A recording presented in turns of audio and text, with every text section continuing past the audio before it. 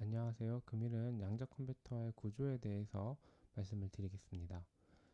양자 컴퓨터를 처음 접하시는 분들이나 혹은 공부를 좀 하시는 분들 같은 경우에 양자 컴퓨터가 어떻게 생겼는지 그 궁금증이 잘 해결이 안 되는 경우가 좀 많으실 거예요. 이제 그 이유 중에 하나가 이런 양자 컴퓨터의 구조를 좀 쉽게 설명하는 자료가 많지 않기 때문이라고 생각을 저는 하는데요. 그래서 금일 제 발표가 그런 분들께 좀 도움이 되셨으면 좋겠습니다. 그래서 양자 컴퓨터란 이런 거구나, 이런 구조로 동작하는구나, 그래서 어떤 특징이 있구나, 이런 부분들을 좀 알아가셨으면 좋겠습니다. 네, 먼저 양자 컴퓨터를 다루기 전에 먼저 고전 컴퓨터를 좀 말씀을 드려야 될 것 같아요. 그 고전 컴퓨터는 이제 어떤 구조로 되어 있냐면 폰 노이만 구조라고 되어 있습니다.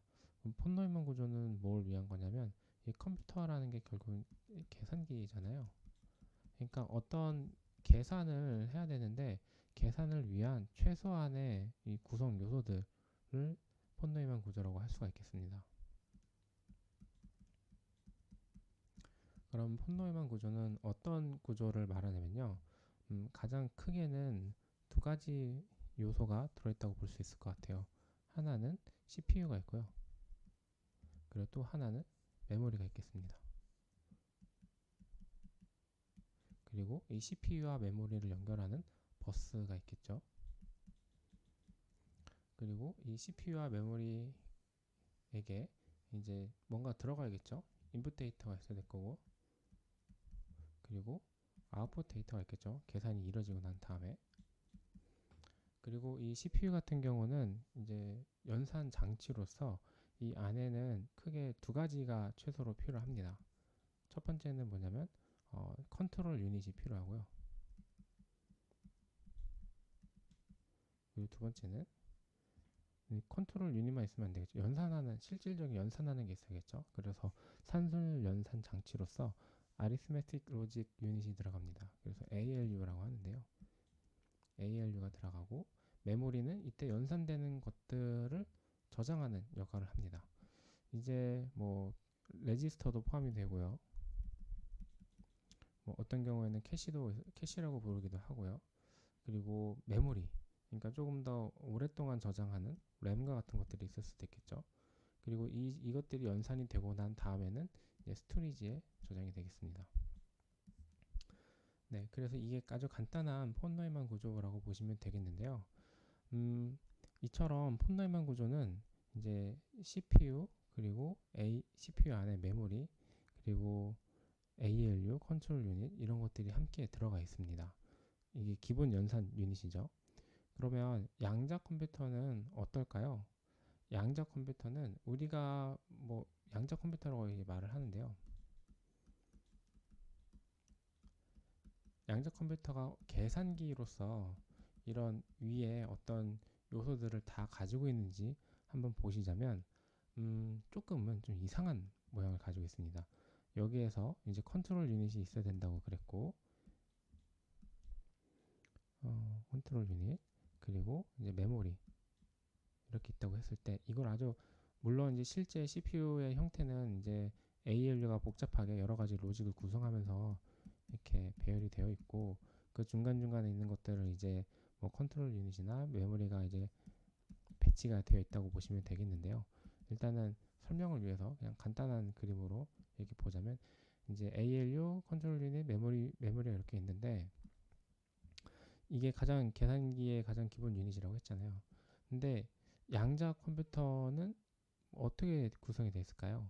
보시면 이제 IBM의 이제 양자 컴퓨터 구조를 보시면은 뭐 IBM 퀀텀 컴퓨터 이렇게 치시면 나오는 대표적인 그림인데 보통 이런 게 많이 납니다. 탁자 위에 이제 어떤 컴퓨터 같은 게 이렇게 쭉 있어가지고 뭐 010101 뭐 이렇게 돼 있을 거고요. 그리고 선이 이렇게 쭉 연결이 돼 있을 거예요. 그리고 네모나게 큰 게 이렇게 또 이렇게 나오는데요. 여기에 뭐 복잡하게 뭐 이런 것들이 막 있을 겁니다. 무슨 그림인지 좀 알아보기 힘들지만 뭐 복잡한 장치들이 굉장히 많이 들어가 있어요. 선은 이렇게 쭉 따서 이렇게 들어가게 되고요. 그리고 여기서 선들이 또 굉장히 여러 개가 나와서 또 연결되는 게 이런 식으로 엄청나게 큼지막한 챔버 같은 데에다가 이렇게 뭐 금색의 휘황찬란하게 금속판들이 이렇게 있고 선들이 막 내려옵니다. 선들이 막 내려오고 그리고 이렇게 네모나게 아주 작게 이렇게 삐죽 튀어나오는 게 보실 수 있는데요. 어떤 그림에서는 이런 선들도 안 보여요. 이렇게 네모로 뭔가 둘러싸여 있는 되게 이상한 외계인 같은 외계 이제 우주선 같은 그런 모양이 나오는데요. 안에 있는 그림은 안 보이고요. 근데 안에는 이런 게 있고 이걸 캡을 씌운 경우에 그렇습니다. 네, 그러면 요 유닛들을 왼쪽에 있는 이 컴퓨터의 관점에서 좀 설명을 드릴게요. 먼저 여기 있는 거는 그냥 컴퓨터입니다. 컴퓨터인데 어떤 컴퓨터냐면요. 양자 컴퓨터한테 계산을 이제 명령하고 그리고 양자 컴퓨터로부터 온 데이터들을 해석하는 그런 역할을 하는 컴퓨터가 여기 있고 그리고 요 경계에 있는 거는 이제 클래시컬 퀀텀 인터페이스 뭐 이렇게 표현을 하기도 하는데요. 이제 양자와 뭐 고전의 뭐 경계에 있다 이런 표현인데 여기에 들어가 있는 여러 가지 장치들은 핵심이 되는 거는 크게 컨트롤러랑 그리고 매저먼트를 하는 여러 장비들이 들어가 있습니다. 이제 좀 특이하죠. 컨트롤러만 들어가 있는 거면 뭐 그렇다 하겠는데 매저먼트를 위한 장비가 들어가 있다. 이게 좀 특이하실 거예요. 그 부분은 자 요거를 보면서 좀 더 얘기를 하겠습니다. 일단은 이 큐비트 같은 경우에는 가장 여기 아래쪽에 이 칩 형태로 들어가 있는데요. 이게 뭐 지금 저는 이제 초전도 큐빗을 기준으로 말씀드리고는 있는데 뭐 초전도 큐빗을 기준으로 좀 더 말씀을 드리자면 이제 초전도 큐비트는 아시는 것처럼 조셉슨 정션을 이용한 이제 RC 회로를 구성하고 있는데요. 조셉슨 정션 회로가 이렇게 있고 캐피시터가 있고 그리고 여기에 선이 이렇게 쭉 나와 있습니다. 얘네들을 동작시키기 위한 라인이 필요하고 그리고 얘네들로부터 나온 데이터들 그러니까 아날로그 데이터들을 처리하기 위한 정확하게 처리한다기보다는 전송하기 위한 이제 또 라인들이 필요합니다. 그래서 이 하나의 양자 소자를 동작시키기 위해서는 최소 2개 이상의 라인들이 필요한데요. 그래서 그 라인들이 이렇게 하나하나 다 연결이 돼서 나와 있는 게 IBM의 구글에서 찾을 수 있는 이미지 나온 이 선들의 의미가 되겠습니다. 그래서 이 금색 선 하나하나가 이 실제 최소 2개가 이제 큐비트에 연결이 되고 뭐 몇 개는 매저먼트 하는 데 쓰인다던가 혹은 몇 개는 전송하는 데 쓰인다던가 그런 라인이라고 생각하시면 되겠습니다. 그래서 이 큐비트가 만약에 이제 100개가 됐다 하면은 이 금색 와이어의 수가 최소 100개 플러스 알파가 되어야 될 거고요. 만약에 200개가 되겠죠. 왜냐면은 100개 큐비트를 동작시키려면 최소 2개에다가 플러스 알파가 필요하니까 만약에 10,000개가 됐다.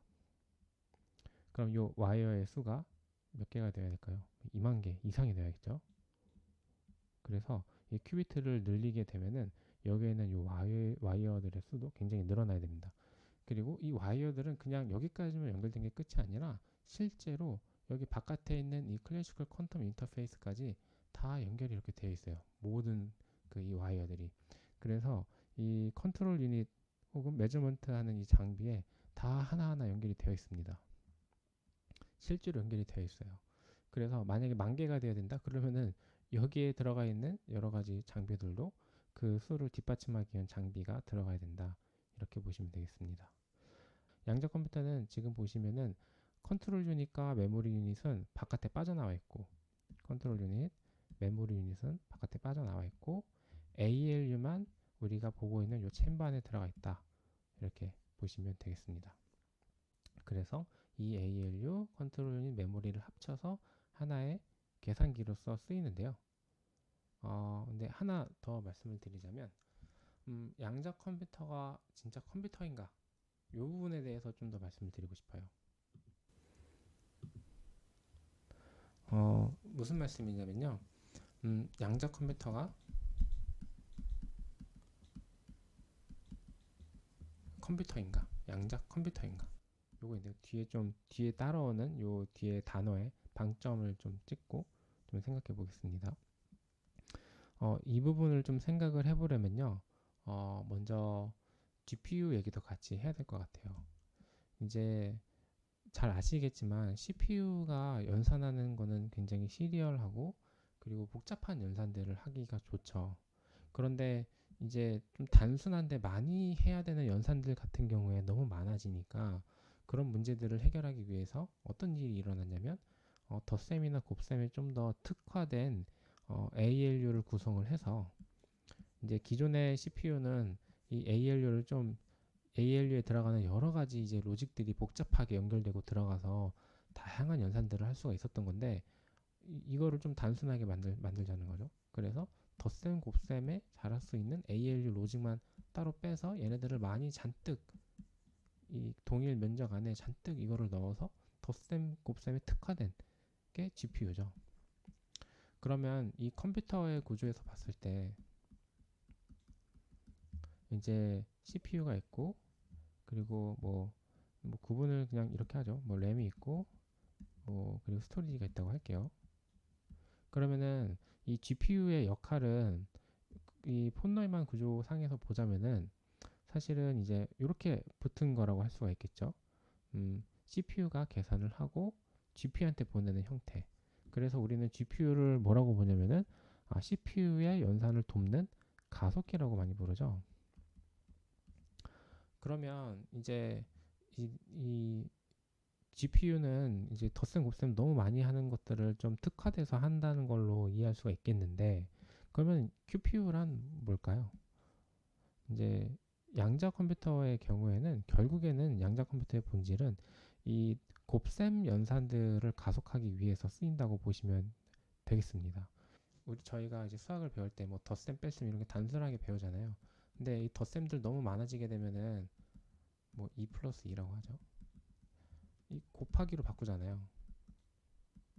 곱하기로 바꾸면은 좀 편하게 쓸 수 있으니까요. 2 곱하기 100이라고 하죠. 그런데 만약에 곱하기가 너무 많아지게 되면 어떻게 하죠? 저희들 지수 연산으로 바꾸면 아주 간단하게 연산을 할 수가 있잖아요. 굳이 100번 안 써도 되잖아요.